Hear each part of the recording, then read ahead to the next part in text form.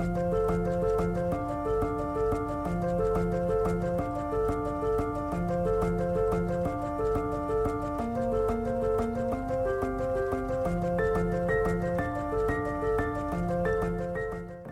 Jean Schumacher, founder of the Plant-Based Academy, where I provide help, support, guidance, and resources to switch to a plant-based lifestyle and get your health back.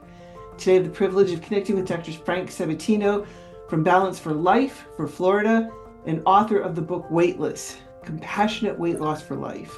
He's also the director of the health education for the National Health Association. And today we're going to be starting discussion of part 2 of his book Weightless, and discussing special considerations, concerns, and consequences. So thank you, Dr. Sabatino, for taking the time to be with us here tonight. Thank you. Thank you for inviting me. It's always a pleasure.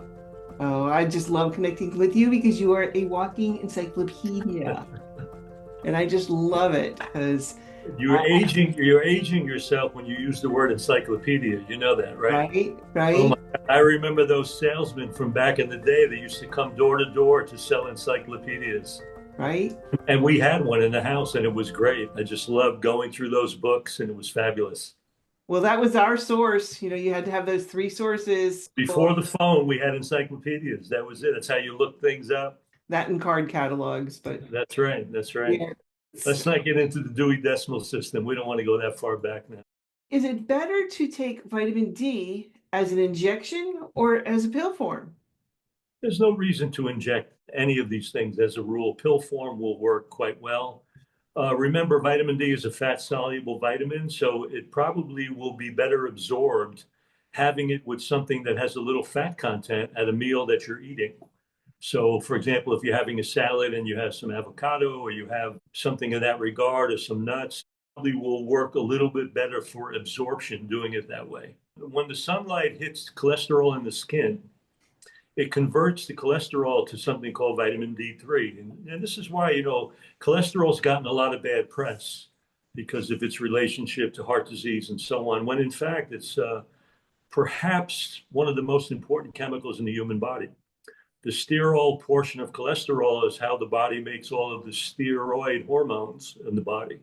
So without cholesterol, there is no estrogen. Without cholesterol, there is no testosterone. Without cholesterol, there are no hormones to regulate blood sugar. So we can make the case that cholesterol is of utmost importance for all aspects of life and propagation and reproduction. And because of that, the body doesn't leave cholesterol to the whim of our diet. That's why all the cholesterol you'll ever need is made by the liver itself. We don't need it coming from the outside. But in this case, in the skin, cholesterol exists. And cholesterol, by the way, is one of the most important parts of the membrane of every cell of the human body. So cholesterol is an integral part of the trillions of body cells. But in this case, when sun hits the skin, the cholesterol in our skin is converted into vitamin D3. But that's only the beginning of the story. That vitamin D3 has to travel through the body, and in the liver, it is converted to a form that is called 25-hydroxyvitamin D. That is the form that is tested on every blood test whenever you measure your vitamin D content. So if you do a blood test with your doctor and you measure vitamin D, that's what they're measuring. But that's also not the final story, because the vitamin D travels to the kidney where it is processed into its final form. But vitamin D is intriguing because it kind of works like a hormone in the body. It's not just a vitamin, it has an impact on the immune system. It promotes the body's activity of T and B cells for protection against infection, which is why in the pandemic, when we were dealing with COVID, sunlight was actually such an important part. And the fact that we were cloistering people and urging them to stay in the caves that they lived was not really a great idea, because it was disconnecting us from a very important supportive part of the immune system. Anyway, so that vitamin D is also fat soluble, so it can also be absorbed in fat cells, which means that if you have excess body fat and weight, you actually may need more vitamin D than you're getting because it's being taken up and not available in the bloodstream to the body at large. So, vitamin D is usually measured in a range of 30 to 100 nanograms per milliliter on a blood test. So most doctors, if it's less than 30, are looking to supplement that. And that's a big argument, and even in the field of plant-based docs, because everybody's got a different opinion about how much is really necessary at the bottom line. I kind of like it more mid-range, 40 to 50. So I recommend doing vitamin D testing on any time you do a blood test, because theoretically, a few minutes of sunlight, 10, 15 minutes, a few times a week, should provide all of our vitamin D needs. But I have to be honest, I've worked as a doctor a long time in Florida, and I have a lot of guests and clients that I've worked with who have been so sun exposed, their skin they look like walking luggage. They look like Gucci bags from all the wrinkling and darkness of the skin, and yet they can still be vitamin D deficient. So to me, the acid test is actually doing the blood test. And if it's low, I recommend supplementing at least 1,000 to 2,000 international units. In pill form is fine. But again, if it's low, if it's not low, I'm not recommending getting involved in supplementation. But that supplementation can be in pill form just fine. And I would get a good vegan source, because a lot of the vitamin D sources are animal derived. So you need to get a good vegan source of vitamin D. But again, vitamin D is critical, it's essential. And two things will interfere with its availability in the blood. One, as we mentioned, was higher body fat. And the other is if you're a person of color, if your skin is darker, you will not have a production of vitamin D quite as significant as people who do not have skin that is darker. So there can be a need for an increase in the actual intake of vitamin D from the outside. Well, I think you covered that. But somebody wanted to know, does vitamin K help vitamin D3 absorb it better? No, it's not vitamin K. It's actually K1 and K2, which are actually produced by the gut flora, interestingly enough. And so methaqualone, which is what these K items are, they're actually produced when we're providing adequate fiber so that the microbiome can produce these. It's one of the things that it produces. So there's not a real need to take it with other things. It's often taken with K2, K1 and K2, because many times people are taking it when they're osteoporotic. And so vitamin D is a critical part of improving bone health. And what I don't like is that the typical medical approach is giving people about 50,000 international units up front once a week. And my experience has been that that is hard to absorb. So if you're going to take it, I'd rather the person take a couple of thousand international units on a more daily basis through the week, rather than a massive amount all at once. I think it's a little bit harder on the system to absorb. And I know that's a very typical medical approach. It's not one that I kind of advocate. But the real acid test of taking supplementation is after a few months, are you seeing an increase in the serum level of vitamin D in your blood? So you need to do follow-up blood work. But I still recommend getting a good 15 minutes of soft sun exposure a few times a week. In Florida, that's easy, but in some of the northern climates, northern parts of the country and northern parts of the world, that's difficult during the winter months. But even hand and face exposure will be good. So even if you're going out in the cold, that kind of sun exposure will still be valuable. On the whole, you recommend a plant-exclusive diet, lifestyle, and preferably not supplementation. I mean, obviously, there's some things that we have to get from supplementation, like if we're going to be doing like vitamin D, like D3 or the B12. I get that. But in general, like, like multivitamin, things like that, because I think we have this mindset as humans that if a little's good, bring up the truck, beep, beep, beep, bring it on. Right. And So, that's always been the model that, you have to overcome this idea that if something is good, more must be better, and right. a lot more must be a lot better. We know that when it comes to nutrients, sometimes more can be irritating and a lot more can be toxic. Vitamin D is a classic example. If you're above 4 to 5,000, there are some issues of toxicity that may come up because the liver has to process that. But the bottom line is, and I love your word on the whole, because that was a great book that Colin Campbell wrote just about the whole question, the book called Whole. When you look at whole foods, there are nutrients that we have discovered and that we can kind of make a list of in plants, whether they're antioxidants, phytonutrients, polyphenols, flavonoids, all these different things that plants may provide. But when you really look at whole foods, there are many things in whole foods that we have not recognized yet, that we keep discovering over time. So the truth of the matter is, when you're eating an apple, for example, there can be hundreds of thousands of nutrients. We may know some small percentage of those. So when you're eating whole foods, you're getting what we know and a lot of what we don't know. When you make a supplement, you can only put in a supplement what we know. So I have always said that, to me, because of that, supplements by their very nature are deficient because we can't put in what whole foods provide. And that's the reason why the word supplementation is a good word, because supplementation is not substitution. There is no substitute for a diverse, whole food, plant exclusive diet, because there's so many things that are coming in. And I say this because too many people, in my opinion, are spending too much of their food dollar on supplementation and not on whole food nutrition. And I think we need to look at that. And then you made the point that there can be some deficiencies that may come up. We talk about vitamin D, but it's not always deficient. We talk about B12, and even in vegans, it's not always deficient. So the real key is, do you need these things? There's some way you can evaluate and measure what you need, what you're missing, and with whole foods and then some modest amount of supplementation, can we support that? But my advice is always going into whole food, diverse whole food nutrition first. That's where you want to spend the bulk of your food dollar. And then you take a look at, what's happening, what's transpiring. Are there some breaks? Are there some deficiencies? And can I fix that by doing something from the outside that way?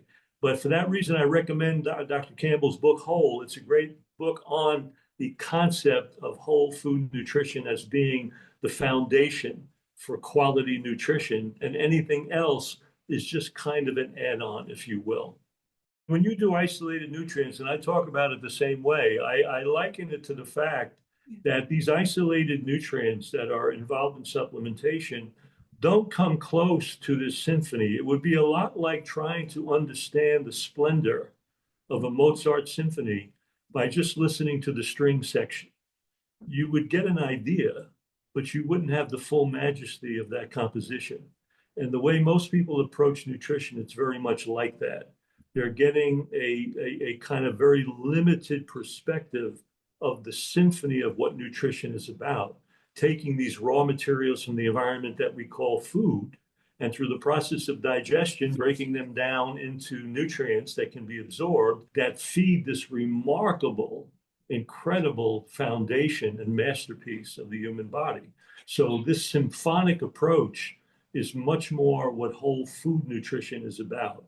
And can we fill in? Yeah, there are times when you may have to add a violin to the symphony. So you add it. But it's not the full Monty, basically.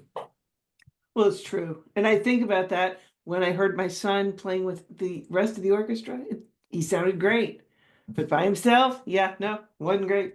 Well, he still sounded good, probably, but it wasn't that full sound, that incredible, that's not how those pieces were written. Right. And it's also not the way the body was written.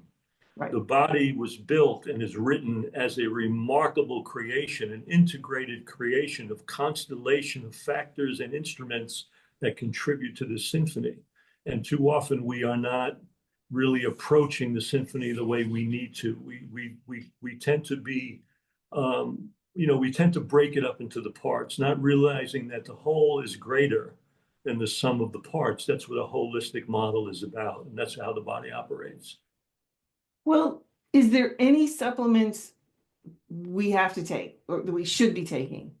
No, I don't think there's any you have to take. I think that all has to be done based on the body. Now, what I will say is most doctors like to practice what I call protect your ass nutrition. They're not going to evaluate every little, like for example, B12. Not every vegan and vegetarian needs B12. B12 is a critically essential vitamin in the human body. It's involved with the production of red blood cells. It's involved with creating the integrity of the spinal cord and the way we process sensory information. So we need it.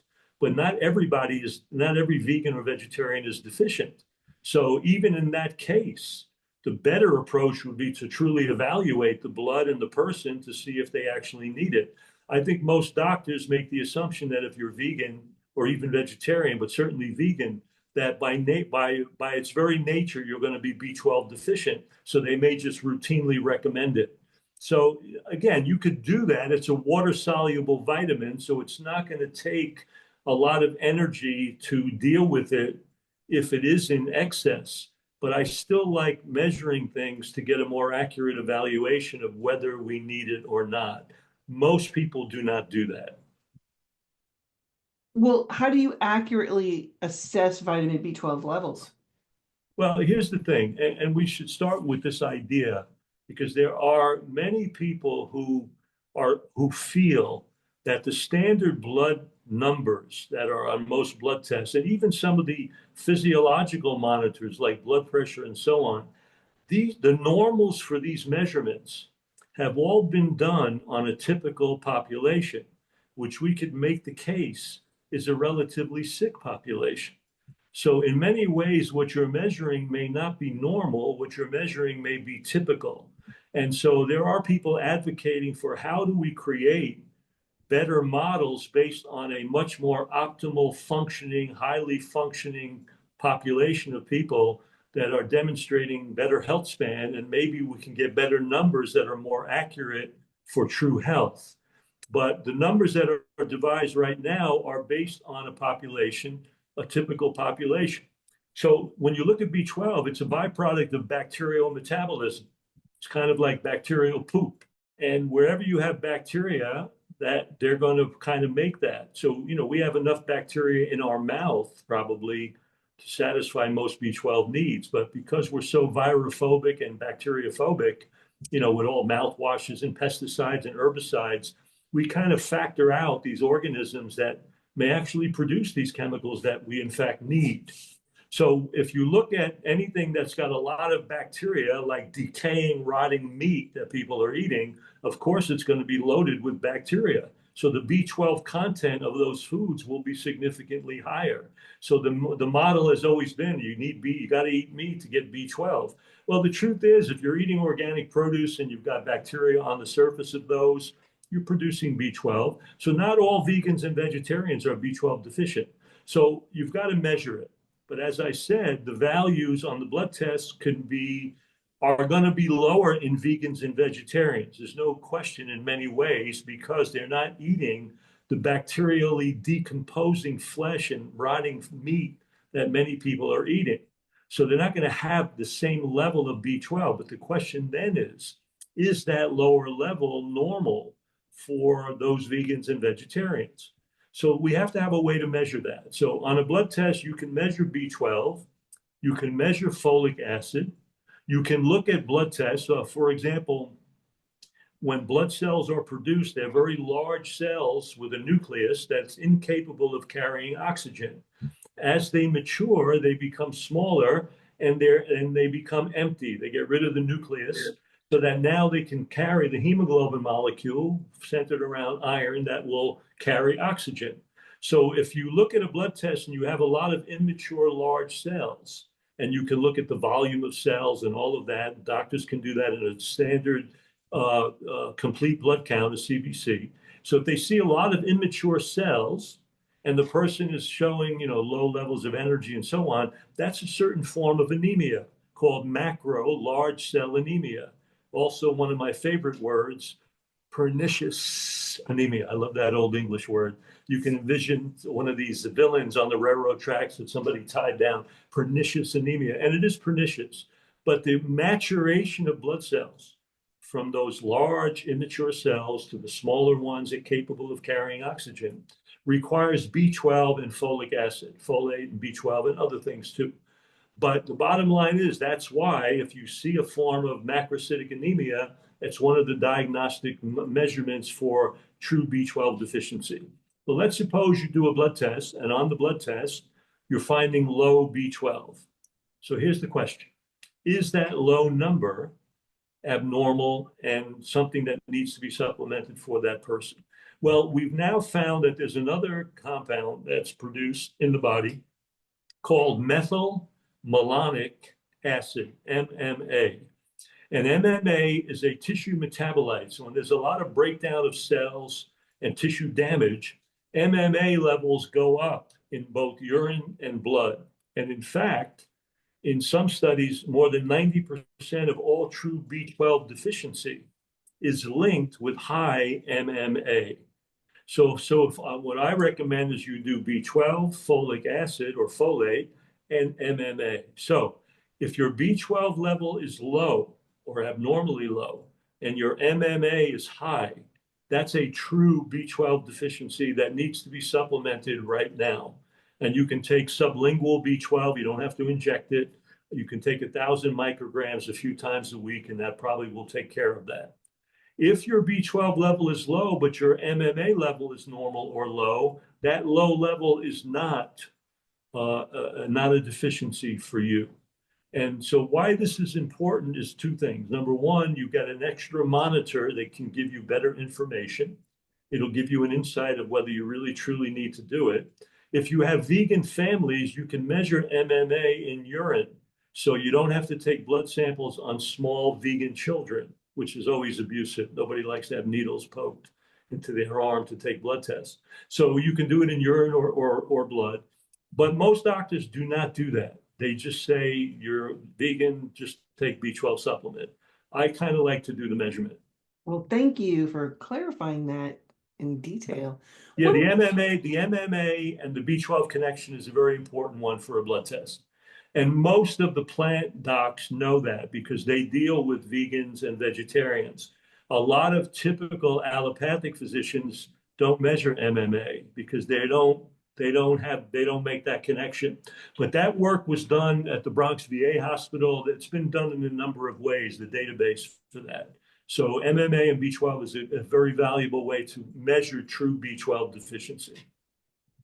And it's all about what is in our blood. Our blood is kind of like our report Or card. the blood and urine, because MMA you can measure in the urine too. Yep. Well, what about iodine and omega-3? I hear about those two things a lot. Iodine is the largest global deficiency on planet Earth, and it's instrumental in the early years, even fetal years and infancy years, for the growth and development of the nervous system and skeleton, so that actually small children and infants actually need more iodine than adults do. The recommended daily or dietary allowance for adults is 150 micrograms a day, which actually can come in an iodine supplement, but can also be provided by an eighth to probably about a quarter of a teaspoon of things like dulse or nori, which are seaweeds. And the Goldilocks seaweeds are nori and dulse. Kelp has iodine, but it's way too high, so it can really blow the body out. In the adult, iodine is a crucial factor for the production of thyroid hormones by the thyroid gland. So when iodine is deficient, you do not have the normal production of thyroid hormones. In the thyroid, you have a kind of a protein scaffold called thyroglobulin. And on that scaffolding, the reaction takes place combining the amino acid tyrosine with iodine, and in the presence of an enzyme called thyroid peroxidase. And that will produce the thyroid hormones T3 and T4, which basically means you have 3 tyrosine molecules or 4 tyrosine molecules. So iodine is critical for that production. If iodine is low, typically that's a signal for to the brain that thyroid hormones will not be produced as effectively, and the brain will produce thyroid stimulating hormone, TSH, which is how it talks to the thyroid. In the endocrine system, the brain talks to the endocrine organs, the ovaries, the testes, the adrenals, the thyroid, but you can't have a one-way conversation. So the organs have to talk back to the brain, and they talk back in the hormones that they produce. So if iodine is deficient, the thyroid hormones can't be produced. The dialogue of the thyroid is cut off, so the brain is no longer getting feedback from the thyroid, and that tells the brain that the thyroid's not working as well as it should, so I'm going to stimulate it, and it produces thyroid stimulating hormone. When you do a blood test to evaluate thyroid function, you can measure TSH, thyroid stimulating hormone. If it is much above normal, that would suggest that you have a low thyroid function. So when doctors see that very often, and they can measure T3 and T4, which may not be produced as well.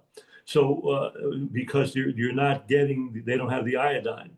What will happen to most doctors, though, is that when they see that, they will automatically interpret that you have low thyroid function. So they're going to now supplement you medically with thyroid hormone replacement, whether it's something like Synthroid or levothyroxine or whatever. But understand something, the more you put thyroid hormones or mock thyroid hormones in from the outside, your brain begins to believe that your thyroid is producing those. So it will signal your thyroid to stop producing hormones. We call that in endocrinology end product inhibition. That if there's a pathway that your body produces something and you put that something into the body, it stops the body's own natural production. And that's why if you get put on thyroid hormone replacement and you say, Doc, how long will I be on this? The typical answer is what? For life. Because they know that by giving you thyroid hormone replacement, they're basically shutting down your thyroid. So yes, you can't function without a thyroid, but in many cases, the initial problem of thyroid hormone production may not be in the thyroid, it may be with iodine deficiency.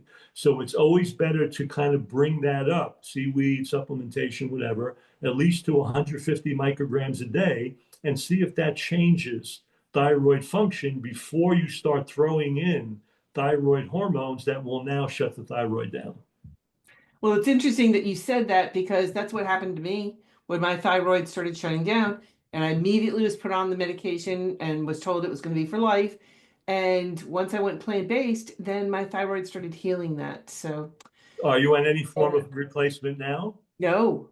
Okay, so that's a great response because the longer you're on the hormone, the less capable are you of reversing it because you're really shutting the thyroid down. Now, again, if you surgically remove the thyroid or you had some issues in that regard, there's no question you'll need thyroid hormone replacement because you can't function without a thyroid. Yeah. The problem with taking thyroid hormone replacement is if you look at the dynamics of any endocrine organ, thyroid, adrenal, they work in a wave-like rhythm. So there are times when they peak, times when they trough.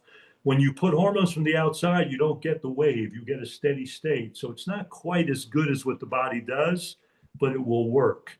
And so you got to have it. You have to have that replacement. So Yeah. Well, the other big thing is omega-3s. Talk to us about that.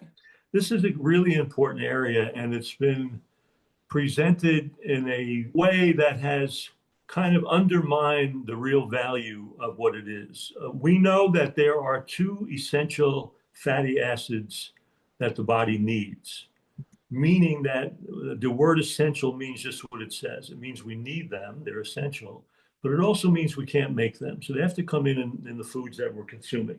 So one of those is linoleic acid. It's the kind of the head of the omega-6 family. And the other is alpha linolenic acid, ALA, which is the head of the omega-3 family.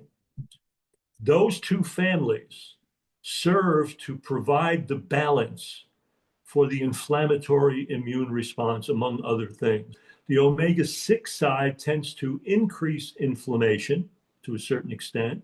And understand inflammation is not a bad word. You know, we respond negatively to that word, but the truth of the matter is, without the ability to have an inflammatory process, we would not be able to heal tissue damage. We would not be able to resist bacterial and viral infection. So a certain amount of inflammation is critical for survival and health. But if the inflammatory process becomes chronic and exaggerated, then it kind of outlives its usefulness and can create damage. And we know chronic inflammation is the foundation of aging, genetic aging, cellular aging, many of the major pandemic diseases, heart disease, diabetes, cancer, and the like. So we need to balance inflammatory change, inflammatory outcome and activity. So the omega-3 side of that equation the alpha-linolenic acid side basically ratchets down inflammation. It is anti-inflammatory. So those two families, those two pathways, act as a brake and a pedal system, so to speak, like in a car. The omega-6 is the pedal, the omega-3 is the brake. Okay. Now, as it turns out, from those basic essential fatty acids, the body can make a series of other things in those pathways. So on the omega-6 side, from linoleic, which is found in a lot of seed oils and grains and so on, it will make the compound called arachidonic acid, which is a major component of all of the cells of all mammals. It's a very essential polyunsaturated fatty acid that allows membranes of cells to function beautifully, to allow nutrients to enter and waste to leave. It's part of the dynamic of these cells. But the problem is, if you exaggerate arachidonic acid, it fosters the inflammatory outcome more chronically. So we don't want to take preformed arachidonic acid. We want linoleic coming in whole plant foods that the body can use at its discretion to make these things. Here's the problem. Because arachidonic acid is so dominant in the membranes of all animal cells, when you're eating animal bodies or animal body parts and fluids, meat, dairy, and the like, you're so exaggerating arachidonic acid that you're driving that inflammatory pathway. So this is one of the problems with eating animal and processed foods. You're getting nutrients that may be typical or usable in the human body, but they're being exaggerated to such a degree that in this case, more is not better and a lot more is toxic and dangerous. We made that point earlier before. So that's one of the problems with animal intake. You're so exaggerating that inflammatory pathway. Now, on the omega-3 side, the alpha-linolenic acid goes through a series of steps where it produces something called stearidonic acid, then something called ETA, then something called EPA, eicosapentaenoic acid, and ultimately docosahexaenoic acid, DHA. So there's a series of things that are happening in a linear pathway in that omega-3 situation. Now, we know that the ALA foods like walnuts and seeds like hemp seed and flaxseed and chia seed, legumes, even soybeans, things of that nature, will provide ALA in food source. But we need EPA and DHA are very important parts of cardiovascular health and neurological health. So for example, 40% of all the fatty acids in brain cells are DHA.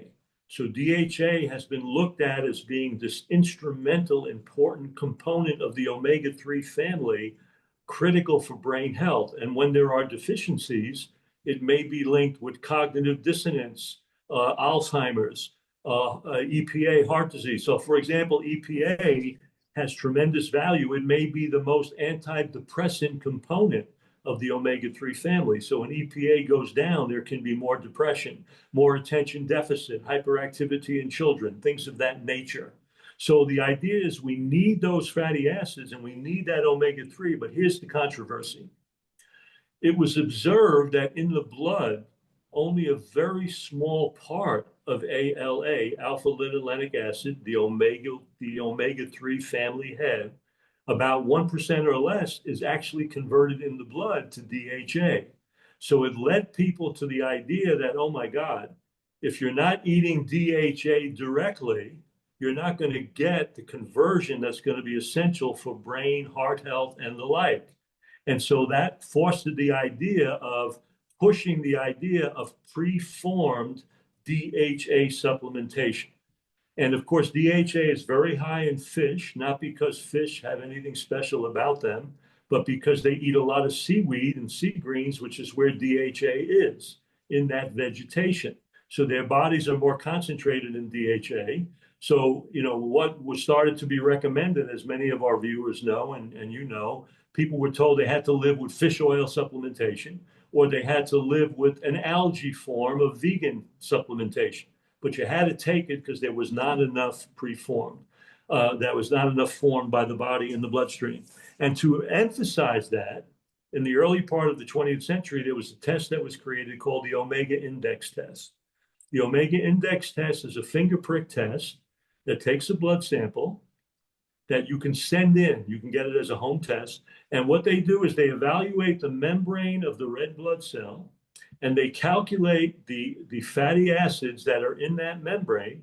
And then they calculate the percentage of those fatty acids that are actually EPA and DHA. So they give you a readout of those essential parts of the omega-3 family.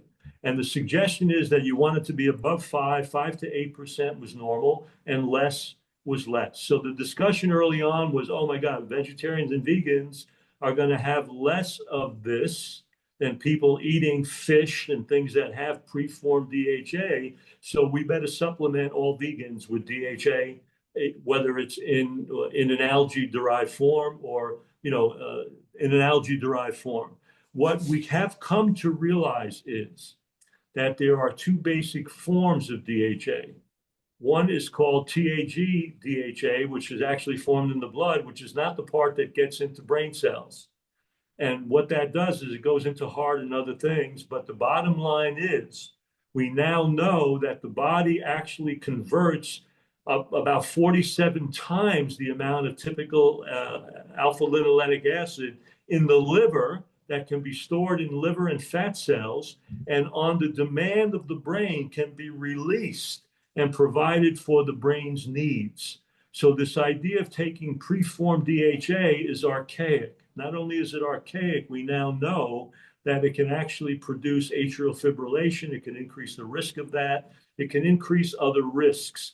And just like our endocrine story of end product inhibition, the more DHA you take from the outside, the more you interfere with the body's own natural production, because that pathway is a linear pathway from ALA to DHA.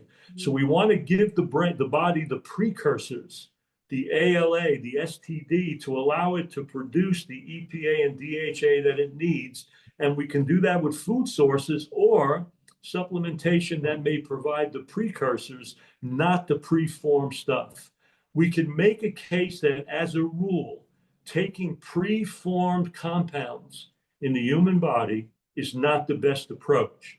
Giving the body the raw materials to produce those compounds as it needs them is the much wiser, healthier approach. So eating higher ALA foods and avoiding animal products and a lot of processed foods that are over the top with processed seed oils like sunflower oil, corn oil, plant oils that are off the charts in the omega-6, fostering inflammation. We can make the case that the eating habits of Americans, because they're getting 50 to 60% of their diet from ultra-processed food, high in these omega-6 added oils, and 80% of their protein from animal products, which make up about 30 to 40% of their diet, which are off the charts in arachidonic acid, they're dramatically ratcheting up the inflammatory pathway. So we need to get more of the ALA supplemented foods. I don't recommend taking preformed DHA. I recommend taking higher amounts of the ALA foods. And if you want to supplement, there are some supplements out there, typically made from flowers like the ahi flower and so on, that will increase the precursors that will help the body produce what it needs. But having flaxseed and chia seed and hemp seed and whole and walnuts and these kinds of foods, even for vegans and vegetarians, should be okay. And in fact, the Omega Index test has come under a lot of controversy, even by the gentleman, the doctor that originally created it. So the omega-3 story has always been really presented in a certain way that, to me, is now showing itself to be archaic, not as accurate. And I know I'm stepping on the toes of a large number of people, including plant-based docs that sell DHA supplementation. But as we look at the research, we're finding that that's not as beneficial as we once thought. What is amylase? And in your blood work, what if it comes back slightly high with everything else being? Amylase is a pancreatic digestive enzyme. So what happens is when that goes up, depending on how high, because it may be it may go up a little bit, it may not be controversial. But if it is really exaggerated and high, it's usually an indication of anything from pancreatitis, inflammation of the pancreas, to pancreatic cancer. So it can be a very severe sign of something with the pancreas, but it is typically a measure of pancreatic function. Talk to us about the paleo, the keto diet, and what long-term impact does it have on the human body? And what are these diets, and what is the long-term impact? Well, the paleo diet is trying to mimic a diet that supposedly people did in the Paleolithic period millions of years ago. And unfortunately, people of the Paleolithic era had a lifespan of 18 to 20 years. So I wouldn't use that as a longevity diet by any means. But when we look at the paleo time, this is always interesting to me because they're trying to make the point that it's a high meat-based diet.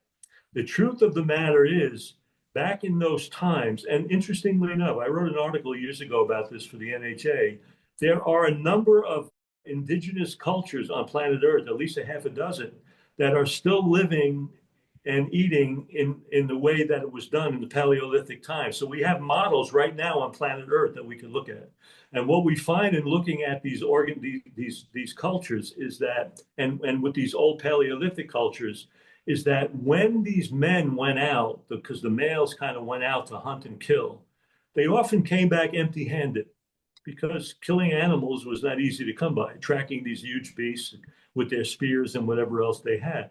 So they failed a lot of the times, which wasn't, probably good for these testosterone-driven males. But what that did is it left the children and women to hunt, to gather plants and things that they could feed. So 80 to 90% of the diet of in the Paleolithic times was the diet of hunter-gatherers. It was actually plant-based.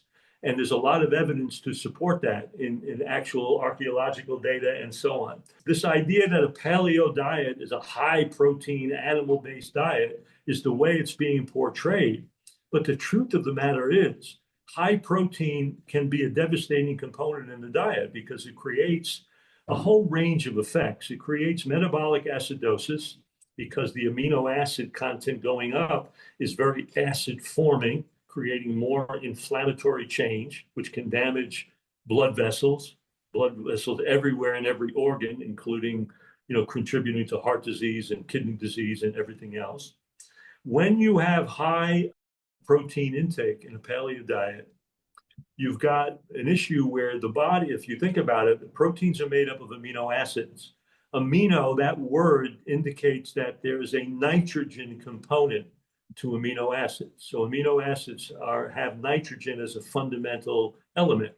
Now, nitrogen it cannot be taken from the air, although the air has about 80% nitrogen and only 20% oxygen. It has to be fixed by bacteria and organisms in the soil that bring it into plant life. So plants incorporate nitrogen and make all the amino acids that feed all the other animals. But when you're digesting protein, the amino portion of that is converted into something called ammonia, which is extremely toxic. So if you just had ammonia generating from protein digestion, we would all die of ammonia toxicity. Anybody that's ever been around ammonia with somebody mopping a floor knows the fumes and how devastating ammonia can be. So the body is able to take ammonia and convert it into a less lethal toxic substance called urea. And urea is something that then will be eliminated by the kidney. And so what happens is high protein intake, high paleo diets or Atkins diets or any of these high protein approaches are going to generate more urea and more load and strain on the kidney. So it's no mystery why paleo diets and high protein diets can increase kidney dysfunction and kidney disease. Another thing that happens is in the genetic matrix of animal bodies, when you're eating them and you're getting a compound called uric acid. Uric acid, once again, is a highly toxic compound, acidic and toxic. But if you look at animals in nature that are true carnivores, lions and tigers and the like, they're eating nothing but animal bodies, which means that they're generating huge amounts of uric acid and inflammatory chemistry. So why don't we see lions and tigers in the jungle walking around with hip and knee replacements with their walkers and all of that? Because carnivores have evolved the ability to produce an enzyme called uricase. Uricase digests uric acid. So it would make sense that an animal that evolved the ability to eat nothing but flesh somehow evolved the tools to handle it in a way that they won't be hurt by it. Here's the problem. Human primates and all non-human primates do not make that enzyme. So if we develop any high intake of uric acid from animal products, even alcohol, other things, we will generate huge amounts of uric acid that in a way we can't metabolize. So it will precipitate like crystals under the pull of gravity in the distal joints of the hands and feet, contributing to a form of arthritis that we call gout. So you get gouty arthritis, you get urea toxicity, kidney malfunction, again, metabolic acidosis, dehydration effects causing mineral imbalances. Proteins are very hydrophobic. Carbohydrates are very hydrophilic. They're water loving. So if I abruptly take away all carbohydrates, including plants, fruits, vegetables, I'm immediately going to have a massive dehydration effect, which is linked to the initial weight loss of these diets. The problem is you're not pulling out water alone. You're pulling out a wide range of mineral content that can now contribute to arrhythmias of the heart, all kinds of dehydration effects that are devastating.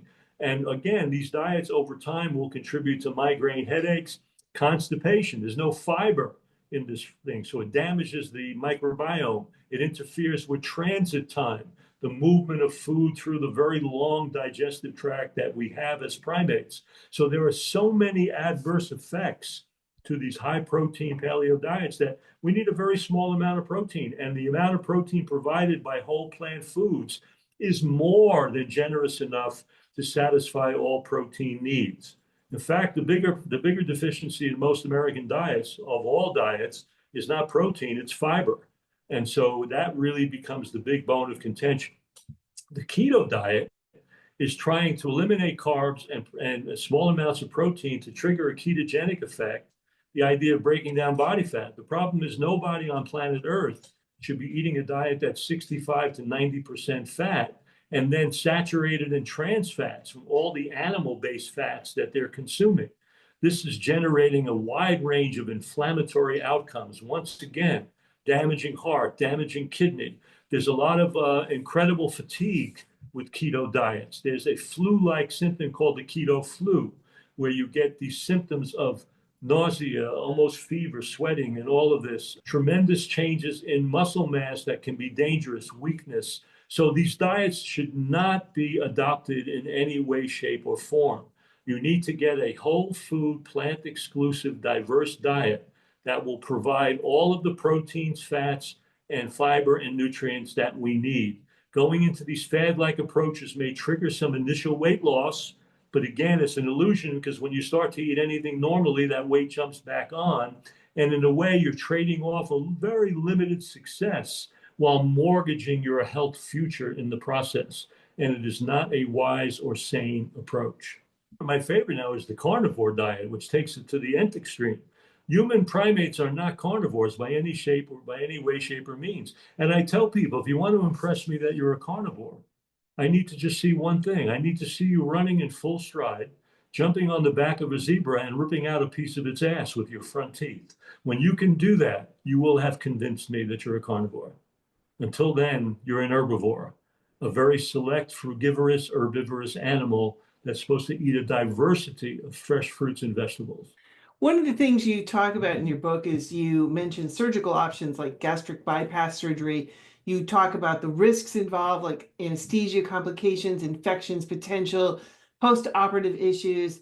And you compare that with a whole food, plant-based lifestyle. I mean, and obviously the key difference lies in the approach to health.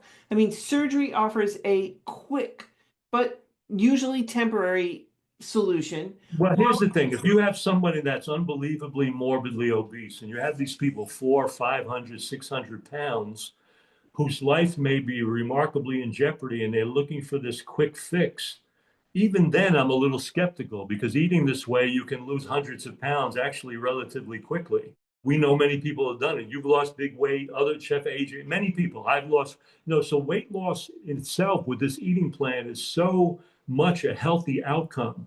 To have the surgical mutilation that goes on, whether you do a gastric sleeve where you convert the stomach, you cut away a big part of it and turn it into like a sliver of a banana that can only hold a small amount, or you create a pouch that now bypasses the rest of the stomach and goes into the intestine. You're rearranging this architecture of the bowel in such a way that the risk of scar tissue and other things is so real.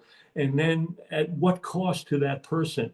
So you have to really evaluate what risk factor are you willing to engender. And I can't hammer home how powerful this approach will be. We have people losing several hundred pounds over a year or two on eating in this way. And again, losing even a couple of pounds a week routinely for the morbidly obese person is 100 pounds a year. So you've got these opportunities without going through the risk of anesthesia and surgical mutilation to go through this. Now, if someone's on the edge of a heart attack, morbidly obese, and this process could actually get that quick fix, as you mentioned, there may be some limited value to that, but I'm just not a big proponent of it. Semaglutide, also called Ozempic, Wegovy.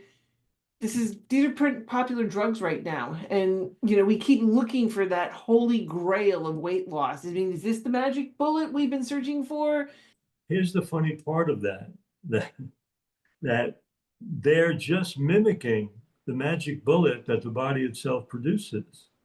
When you look at glucagon-like peptide 1 or GL1, these glucagon-like compounds, they are there to play a major role in the regulation of blood sugar. That's kind of what they do. And in doing that, that's why these drugs were originally used to treat diabetes. You're using them off-label for weight loss for a very specific reason. When you and I eat, there are two things that have to happen in the eating process for us to be satisfied. There's got to be an initial satiety, meaning that you're satisfied at the meal for what you ate. But then on some level, there's got to be something called satiation, which is going to be the space of satisfaction between meals. So those two things have to really occur. And there's a whole science of satiety and satiation. Now, as it turns out, feeding those two outcomes are a whole range of things that happen in the body to feed those outcomes. So one is the following: if you're going to be satisfied or you're going to seek out food, you've got to have hormones that are released. So we have ghrelin that's released from the stomach. When you've had enough to eat, you have leptin released from fat cells that goes back to the brain, giving your brain the signal that you've had enough to eat. But when you put food in the stomach, that food's going to put pressure on the wall of the stomach. The stomach's like a pouch. And when the pressure on the wall involves itself, there's nerves in the wall that go back to the brain and give the brain signals about distension of the stomach, kind of a fullness signal. And that's going to affect feeding centers in the brain, in the areas like the nucleus of the solitary tract near the hypothalamus, et cetera, in the brain. We don't need to get into all the brain areas. But what happens is there's a distension. Then there's got to be an effect on how that food is emptying. If it empties too quickly, you may not have those signals of fullness as dramatically as possible. So the body also releases a chemical called glucagon-like peptide 1 that actually will slow down stomach emptying. And of course, it is activated by whole plant foods, especially when the food is high in fiber. It slows down stomach emptying and triggers that release. So that gives the person a bigger feeling of satiety and satiation across time. So you've got hormone release, you've got peptide release, you've got distension, you've got fiber content. All of those things play a major role in how we feel satisfied and full. So someone came along and said, well, a drug like semaglutide, all it is what we call a GLP-1 agonist. That means it's a drug that mimics the peptide that the body itself is producing. There's nothing magical about semaglutide. It's just a copycat. It's a facsimile of what the body itself is producing. So it attaches to the same receptors that GLP-1 are doing.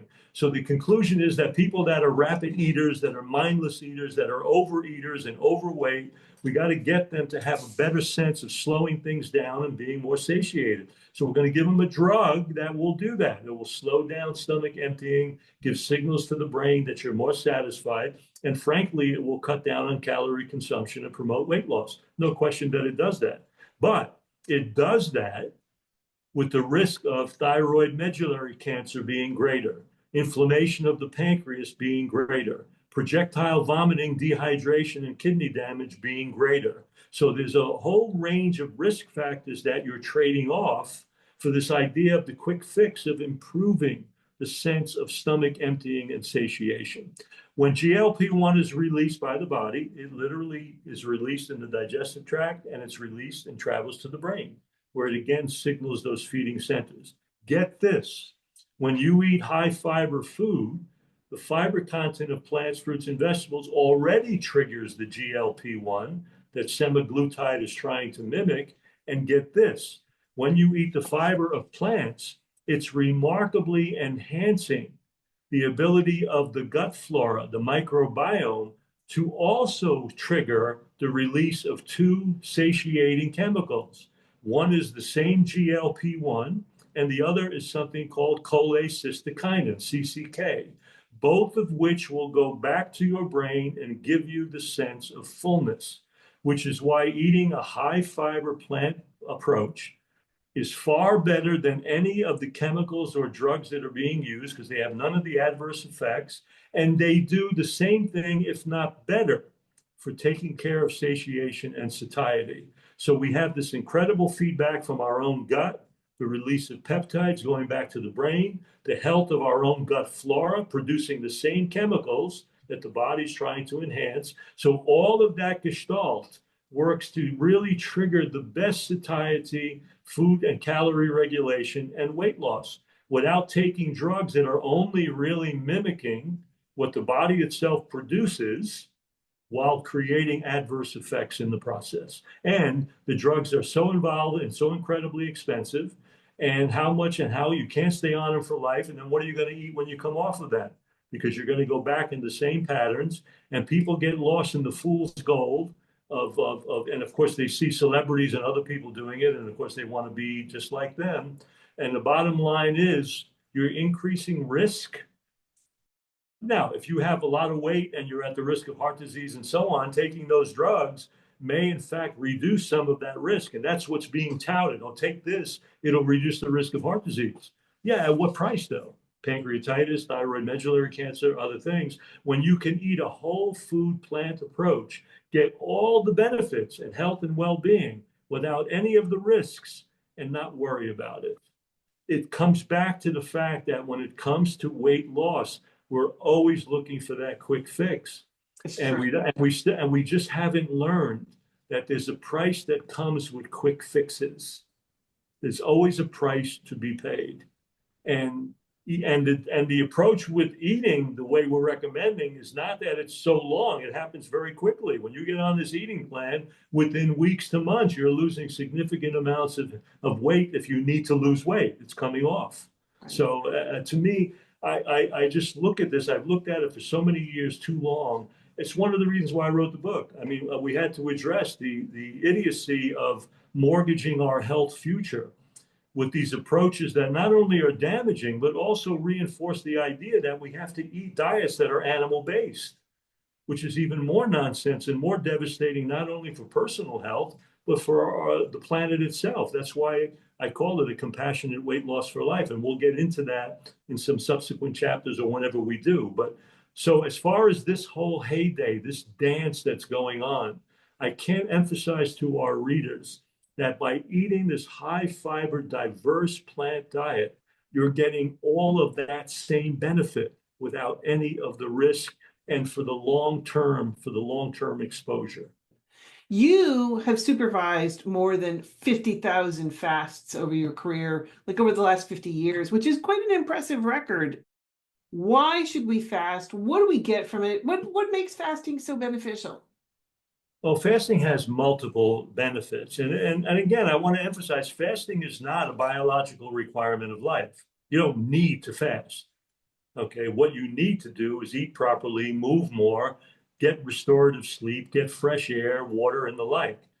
What we do with fasting is fasting can be a tool that when we have deviated from providing those basic requirements of health and dis-ease or a lack of disease or lack of ease has been the outcome of our daily choices, and we've created energetic imbalance and we've created toxicity, fasting is one of the most powerful tools for bringing all of that back into balance. And we've learned that by creating periods of food deprivation, we trigger a series of physiological responses in the body that improve detoxification. They improve repair, maintenance, and healing.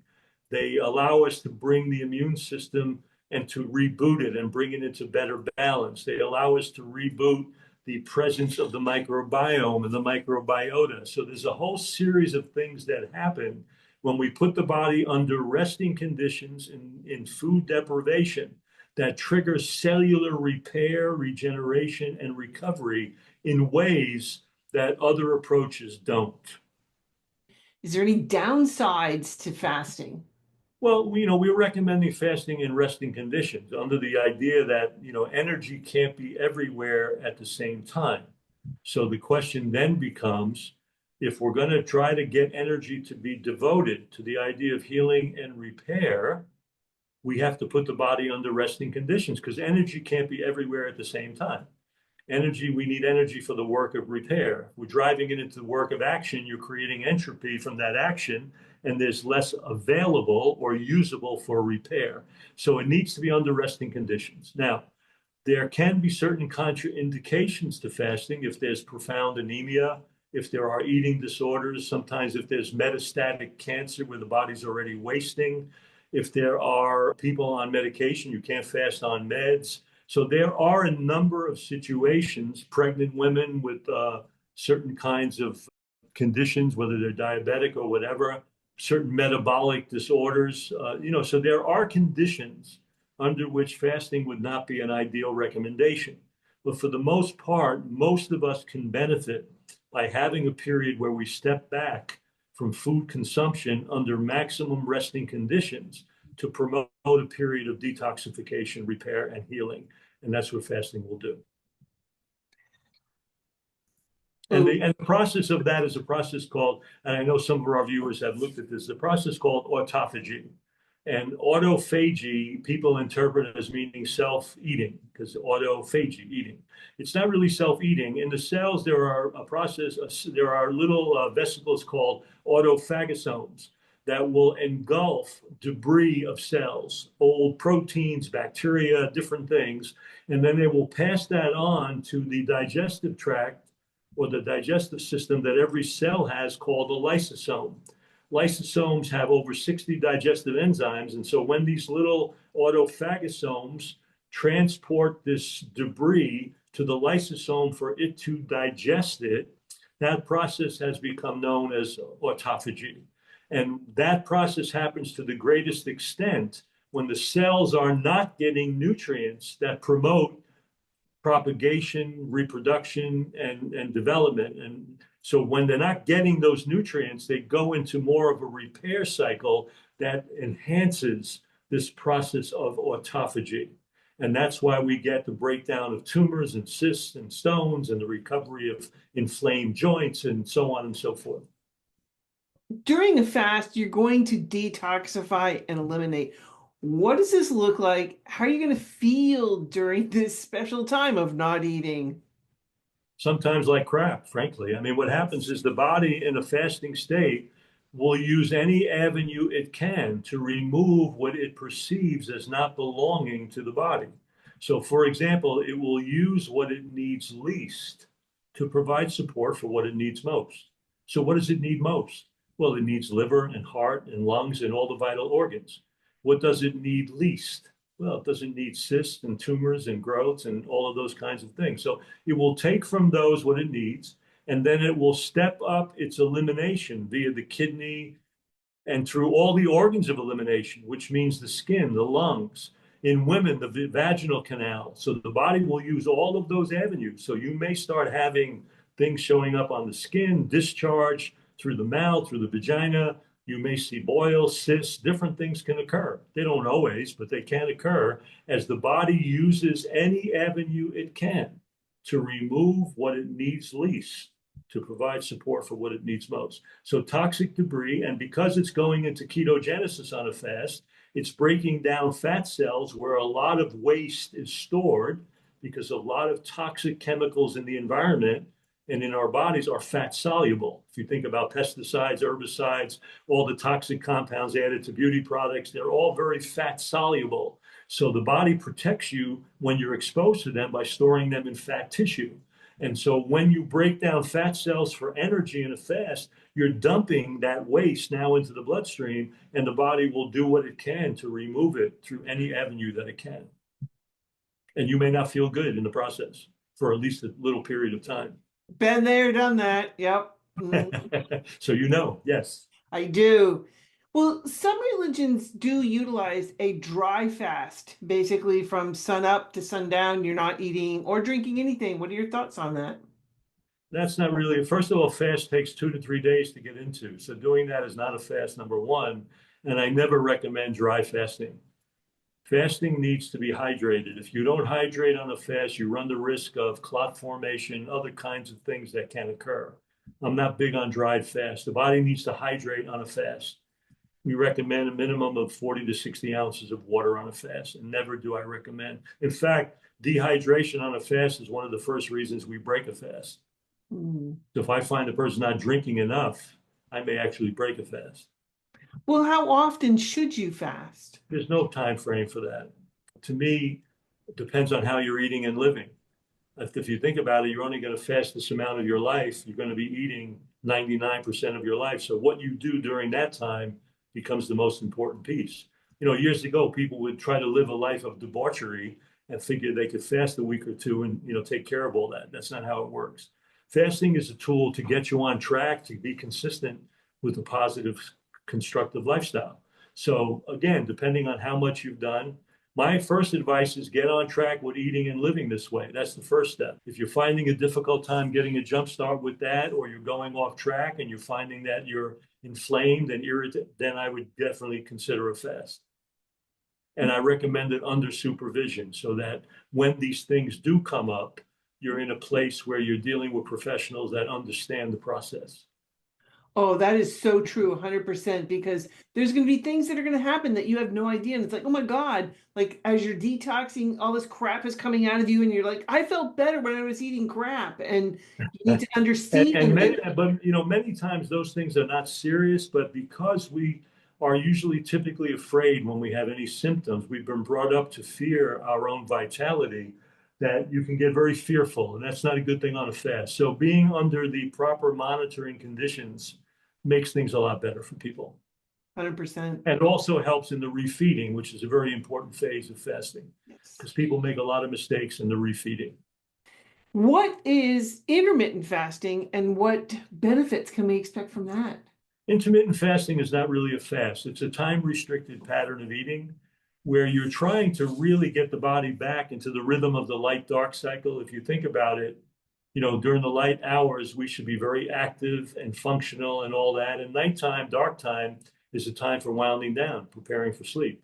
And too many of us are winding up and eating the most at night hours when we should be doing that in the daylight hours. So what we do is you can get into a time-restricted pattern of eating. The longevity experts recommend having at least 12 hours between your last meal of the night and the first meal of the next day, and with at least 3 hours between the last time you ate and the time you go to bed and sleep.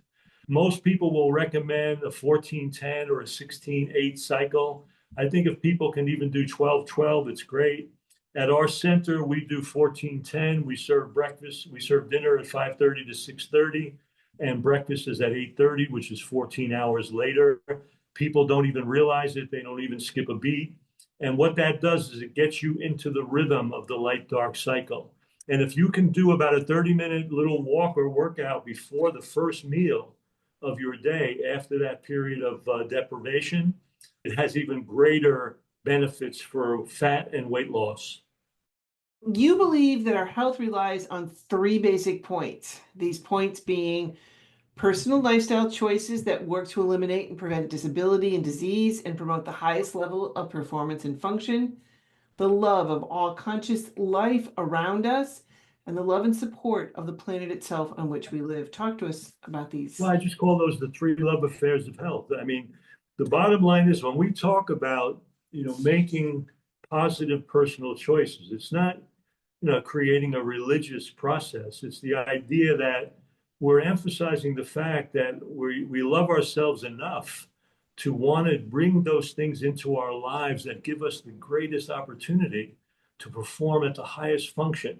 I mean, think about it. Most people would love to just get up in the morning, do what you want to do, go through your day, not have pain, not have dysfunction, not have to spend hours and days at doctors, not having to take a lot of interventional medication or getting procedures, et cetera, just living the moments of our lives in a state of awe and well-being. And when you make the kinds of choices we're recommending with food and lifestyle, you create that process for yourself. And we talk about this. No one should be dying at the end of life in horrific pain. The end of life should be kind of like blowing out a candle. It should just be, us merging into the ether, into the mystic, as Van Morrison used to call it, into the mystic. I love that song. But the bottom line is, so that self-love is what we're talking about, not just making your life unbearable by saying, do these things. It comes a point, many years ago, Sufi, one of the great Sufi poets, Rumi, talked about the idea that when you truly become a lover, this was his poem, duties become inspirations.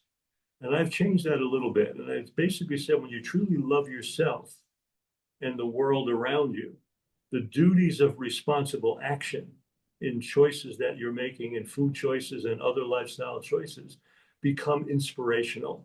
They're not rote things that make your life unbearable. You're inspired by these things that you can bring into your life that allow you to function at the highest level of performance. What a concept. So as you take that responsible action, it's an expression of self-love.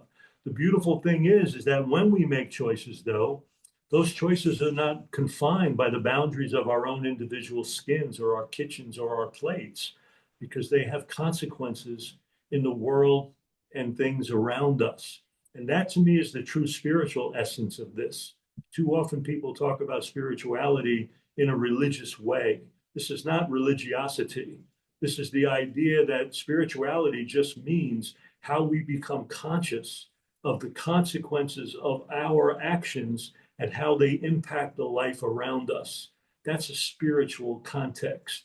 And so when you do this kind of a thing, whether you call it vegan or plant exclusive or whatever, you're now really emphasizing the idea that I have concern for the brothers and sisters of all other species, that violence and harm does not have to be fundamental to my food choices, doesn't have to be fundamental to any aspect of my life. So you resist violence not only in your food choices, but in your relationships and your dealings with people. You emphasize this need to create a more compassionate, empathetic world that you can live in. And finally, that takes itself into the environment itself, because we now know that our disconnect, our unconsciousness in food production, especially animal food production, is the greatest single cause to climate change on the planet that will devastate everything around us. And the truth of the matter is, individual choices that we make have a huge impact on resolving the devastations in climate that are leading to drought and leading to all kinds of other conditions. The loss of carbon sequestering, the idea of burning the planet, climate changes, and all the upheaval environmentally that stems from that is stemming from the unconscious choices that we make when we're not emphasizing that love for the planet itself on which we live. So to me, when you live this way, without even knowing about it, you're emphasizing what I call the three love affairs of health: self-love, love for the brothers and sisters of all species around us, and love for this incredible planet, Mother Earth, that we live on, all simultaneously happening as a beautiful gestalt in the ways that we can consciously approach how we eat and live in our interactions and social interactions with everything else that we involve ourselves with day by day.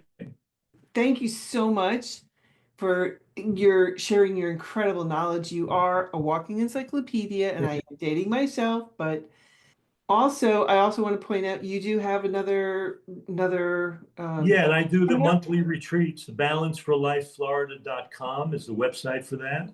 And we do a week retreat every month that offers three options. One is eating the SOS-free plant food that we've trained the kitchen staff of the Wyndham Hotel to produce. One is a green juice, short-term green juice detoxification, or a 4 to 5 day water-only fast under my supervision. This is done at the Wyndham Hotel in Deerfield Beach, and I mean right on the ocean. You walk outside the door, there's sand and surf right there. It's a lovely sight. And if anybody knows anybody that really wants that kind of inpatient, up close, we keep it to no more than 10 people at any time so that I can counsel with everyone daily. So this is a really hands-on, up close and personal approach. So join us if you have any inclination, especially after this cold winter. Come on down. And it is beautiful. Oh my God. Because I got to spend a week down there with Dr. Sabatino. It's priceless. That was a priceless week for me, honestly. And when's your next one? If anybody has a chance to get down and hang out with Dr. Sabatino, it's amazing. Plus, it's so beautiful just walking along the beach. Oh my God. We were getting up early in the morning and just taking these lovely, lovely walks. Oh, it was just so lovely. Anyway, thank you again, Dr. Sabatino. Thanks, guys. Thanks.